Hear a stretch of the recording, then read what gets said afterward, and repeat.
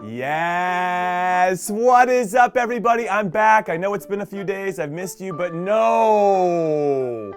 I'm not that happy about some of the things that I need to talk about. Roll it! It's the very curious news from around the globe with the amazing conradinho! Very curious news item number 1. Did you see this article about your boy? Yeah, that's right. This guy right here made the news. I got named as one of the top 10 center backs of all time in MLS history, so put some respect on this name. If you want to read this article, I'll put the link in the description. Also, this is very kind of them to say because it's an honor to be remembered for what I achieved in my last career as a player, and not always as the entertaining maker of internet that I am today.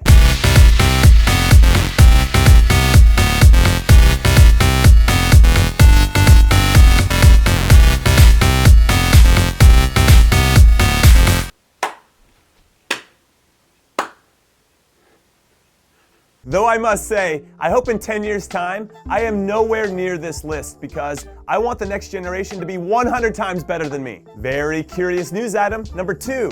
Did you see this tweet about your boy? Yeah, that's right. This guy right here got some love from a former teammate of mine after the US lost to Canada for the first time in 34 years. And I'm gonna get to this result in just a second, don't you worry.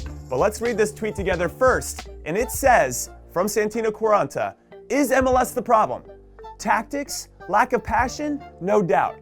But I was truly scared to let my teammates down. McBride, Donovan, Ralston, Beasley, Dempsey, Conrad, Mastriani, Hayduk, Olsen, Johnson, Twellman, Cherundolo, Lewis, Pope, Reyna. Do you see the trend? Accountability, leaders, passion. And honestly, as much as I appreciate the love from MLSsoccer.com about being one of the best center backs of all time, getting this type of respect from a peer is second to none. Also, I have the same issue that Santino does because it seems to be one of those trendy things to do on social media when the US men's national team doesn't play well, and that's blame the MLS players. And I just think that's a bunch of bullshit. After the 2006 World Cup, every player on the team got rated for their performance throughout the tournament. And me and Clint Dempsey were the 2 highest rated overall. I think he got an A- and I got a B+. And guess what? We only had MLS experience at that point, while all of the players that played in Europe for European clubs got much lower ratings, which taught me one very important thing. You're either ready to fucking go when the whistle blows for kickoff, or you're not. It doesn't matter where you played before and where you're gonna play in the future, or whatever. If you play for a European club, an MLS club, all that matters is if you're ready to play at that very moment.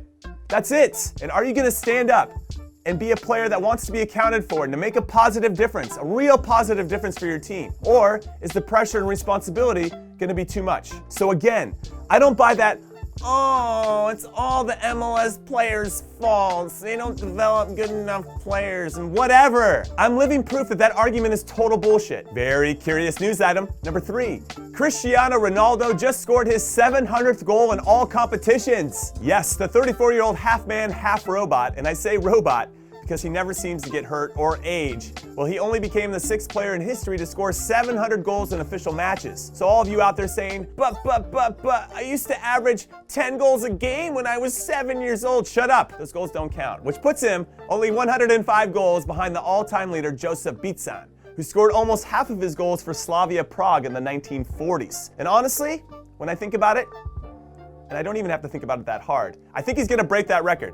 I think he's gonna score 106 goals over the next 4 or 5 years, and then he's gonna retire, and then Messi's gonna come and break his record, and then all the CR7 fans are gonna lose their minds. No, Messi, no, stamp it. And yeah, okay, all right, I know I said I was gonna talk about the US getting their asses handed to them 2-0 by Canada, but I'm stalling because I'm a little pissed. Very curious news item number 4.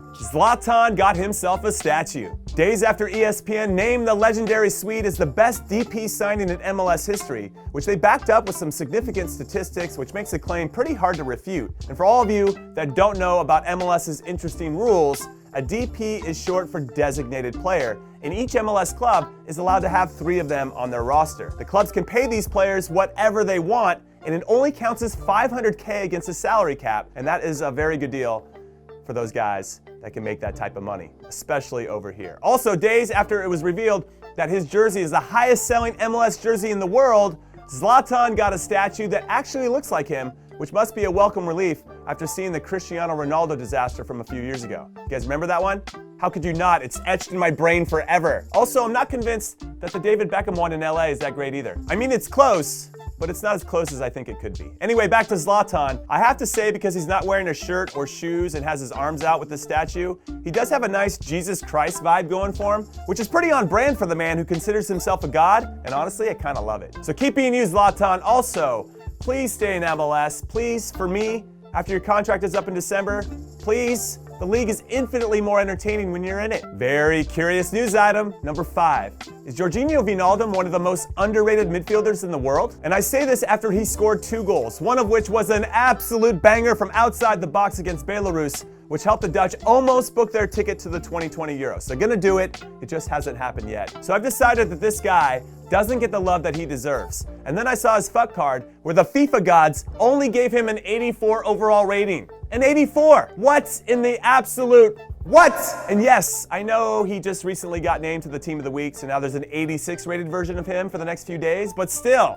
Also, it got me thinking, and I don't know if you think that's a good thing or a bad thing, about who else still feels pretty underrated, even though we know they're talented. And the names that come immediately to mind, Edin Dzeko for sure, Idrissa Gueye, David Alaba, Nabil Fekir, Tyler Adams. I think from a European perspective, we really value him here in the States. Blaise Matuidi, love that dude. Stefano Sensi, killing it for Inter Milan. And of course, Kevin Gamero. Go on, Gamero. Anyway, these are the names that are popping into my head at the moment. Do you have anybody else to add to that list? I'm sure that you do. Very curious news item, number 6.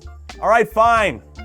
Let's talk about it already. The U.S. men's national team feels like it's in a worse spot now than it was 2 years ago when we lost to Trinidad and Tobago in a game where we only needed a draw and we didn't qualify for the 2018 World Cup. I mean, I thought our men's program had hit rock bottom then, but it appears we've brought our shovels with us now just to see if we can dig even deeper. And the scary part is, I'm not sure if we're at the bottom yet, which makes me feel frustrated and angry, of course, and maybe even a little outraged.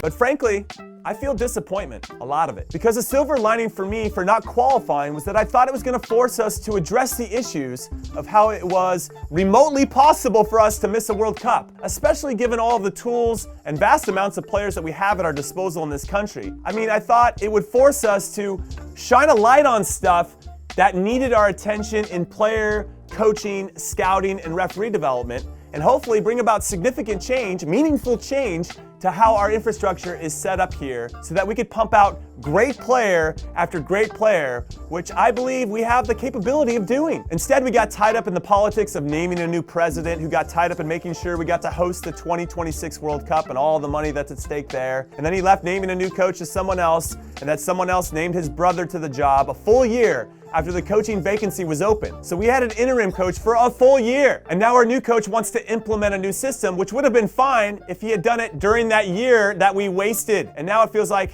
we've wasted 2 years. And it feels like we've regressed. And even worse, it feels like, yes, and I'm gonna say this out loud, we've become the Arsenal of the international game. And specifically the last years of when Arsene Wenger was in charge and everyone could see that the team was capable of more, but instead they became a punchline for underachievement. Banged around, banged around, banged out, which is a perception, honestly, that they still haven't lost. It's still there. But that's only gonna change when they start winning consistently. Also, to get ahead of this and all of your comments, I know that Arsenal played incredibly well during this time under Wenger, but didn't always get the results that they deserved. And yes, that the club has won trophies and the US doesn't have as much talent as Arsenal during that time, nor has my country won anything meaningful. But that's not what I'm referring to. I'm not referring to technical ability of the players now or then, or past accomplishments. I'm talking about a goddamn vibe, where our US men's national team is turning into a meme, which is a really long way of me saying that we've got a long road ahead of us. And a long road that I'm happy to discuss at length on a future video, because